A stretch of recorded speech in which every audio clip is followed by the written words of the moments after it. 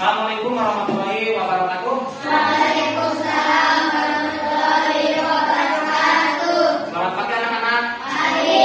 Bagaimana kabarnya? Baik. Sebelum kita melakukan pelajaran pada kali ini, kita seperti biasa melakukan doa dipimpin oleh ketua kelasnya.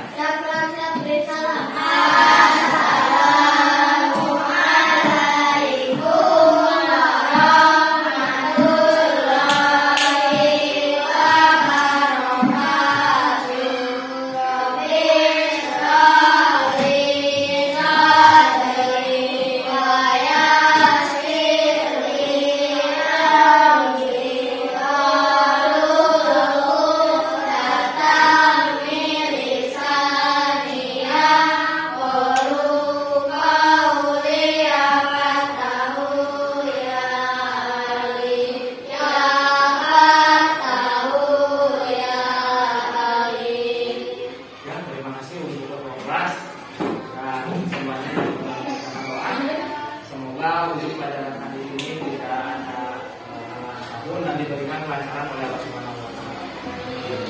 Untuk selanjutnya pembahasan yang pertama, Hera Wisna Nurmala, Iqmal Anugrah Tami Nudin, Koko Harudin, Rifki Fajar Kami, Ulfa Sofyatul Gina.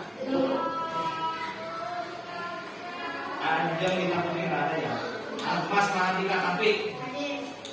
Ya, terima kasih. Seperti biasa dulu kita melakukan pelajaran dimulai, yaitu untuk membakar semangat kita pada pertemuan kali ini. Kita melakukan tepuk semangat dulu. Tepuk semangat.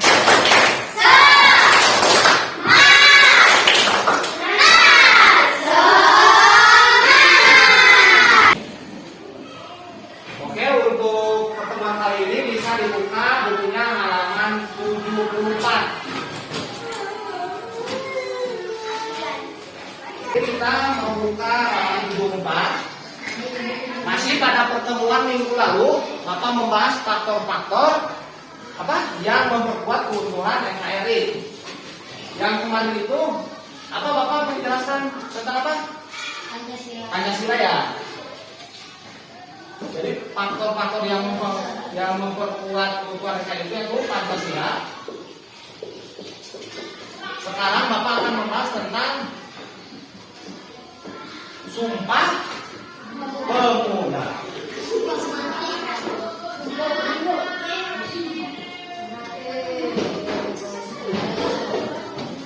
Siapa yang tahu apa itu Sumpah Pemuda? Apa coba? Siapa yang tahu Sumpah Pemuda? Siapa yang sering bersumpah di sini sama kawan-kawannya? Pasti ada ya, sumpah saya menganu. Ya kan banyak ya. Jadi jangan sering bersumpah. Jadi pada waktu itu, pada tanggal 27 sampai 28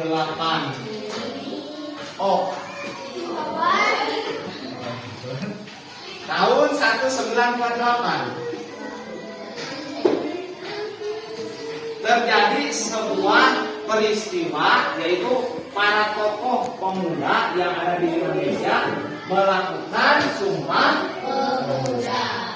Jadi pada tanggal 27 sampai 28 dua hari telah terjadi peristiwa penting, yaitu Sumpah Pemuda, yaitu Kongres Pemuda kedua bertempat di Batavia, kalau sekarang itu di Jakarta. Makanya setiap tanggal 28 Oktober sering dilaksanakan upacara, yaitu Sumpah Pemuda. Ya. Kenapa harus dilaksanakan Kongres Pemuda Pancasila? Makna dari dari Sumpah Pemuda, yaitu Indonesia itu waktu dalam penjajahan, ya, kan tahun 28, tahun 1998, jadi belum merdeka kita. Jadi pada waktu itu, pada zaman penjajahan, semua suku, semua agama kita tuh pecah. Ya, kita itu pecah. Jadi diadakan Kongres Pemuda pada tanggal 27 sampai 28 Oktober. Yaitu yang berbunyi ada 3 hasil yang sering kita ucapkan. Kita lompat ke tahun 1945. Pada tahun 1945 negara kita itu genting, yaitu pada tanggal 15 Agustus tahun 1945 Jepang mengalami kekalahan di bom Hiroshima dan Nagasaki. Pada tanggal 15 Agustus terjadi perpecahan antara golongan muda dan golongan tua, ya, golongan muda dan golongan tua. Jadi Bung Karno dan Bung siapa wakil presiden pertama? Bung Karno dan Bung Hatta diculik. Bung Karno dan Bung Hatta itu pada tanggal 15 Agustus itu diculik oleh siapa? Oleh para pemuda. Itu sejarah. Diculik ke Rengas Depok.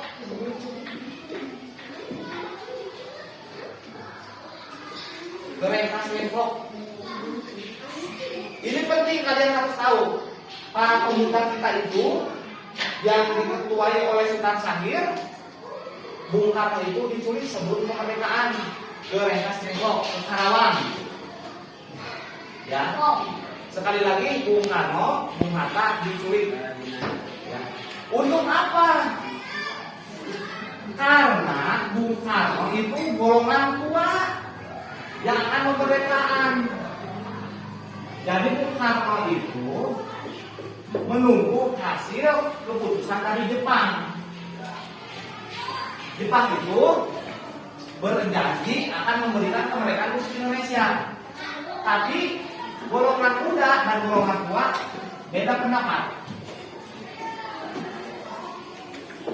Jadi untuk golongan muda itu menculik Bung Karno untuk dibujuk supaya kemerdekaan Indonesia, ya, supaya jadi merdeka secepatnya, tidak tergantung kepada Jepang atau pemberian kemerdekaan.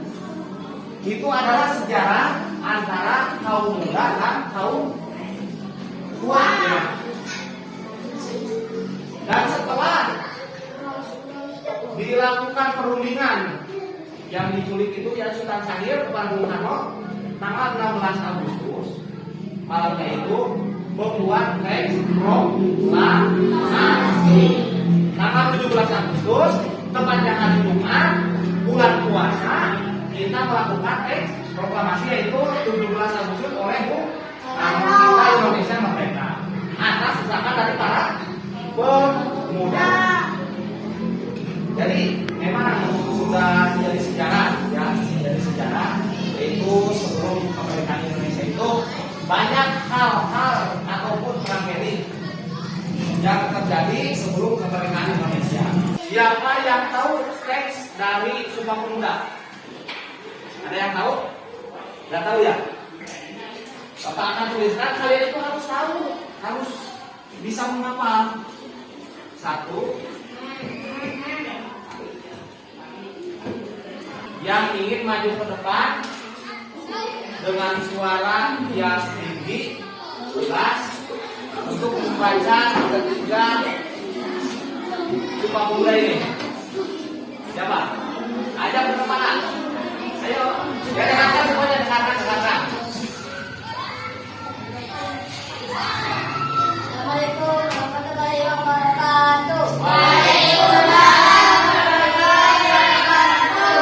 Satu, kami putra dan putri Indonesia mengaku bersumpah darah yang satu tanah air Indonesia. Dua, kami putra dan putri Indonesia mengaku berbangsa yang satu bangsa Indonesia. Tiga, kami putra dan putri Indonesia menunjuk bangsa kesatuan bangsa Indonesia. Ya, benar.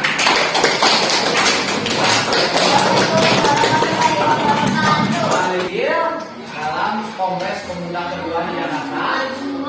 Itu kami putra dan putri Indonesia mengaku Bandara yang satu, air Indonesia. Dua, kami putra dan putri Indonesia mengaku berbangsa yang satu, bangsa Indonesia. Tiga, kami putra dan putri Indonesia menjunjung bahasa persatuan, bahasa Indonesia. Tepuk tangan untuk kita semuanya. Ini dilakukan juga dalam lagu wajib nasional. Siapa yang tahu? Siapa yang tahu lagunya?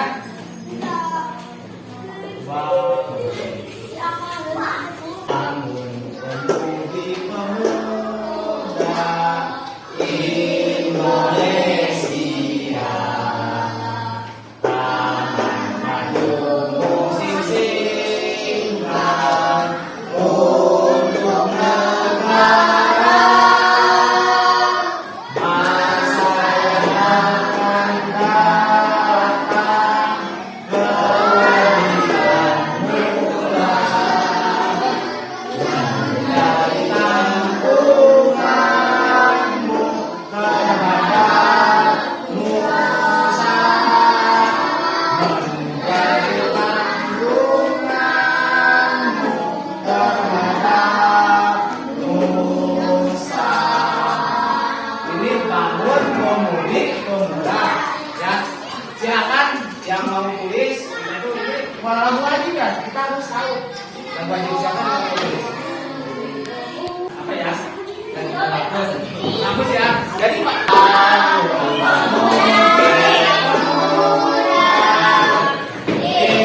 Indonesia, tangan padu menjadi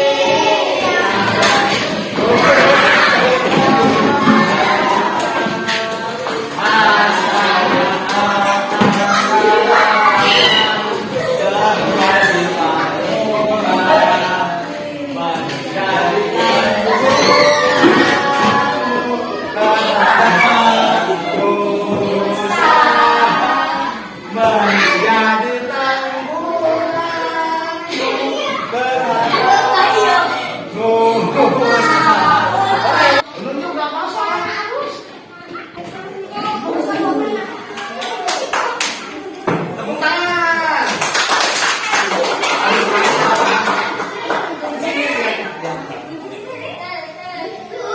Siap, 1, 2, 3.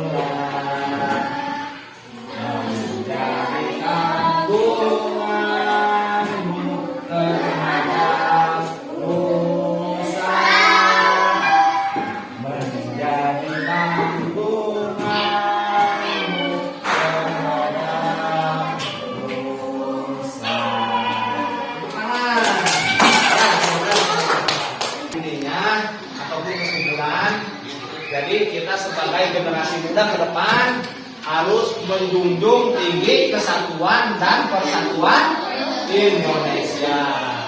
Dan kita itu harus merawat, utamanya di sekolah ya, harus bisa saling menghargai, harus saling mencintai terhadap teman-teman kalian masing-masing. Mungkin pertemuan kali ini ditujukan sampai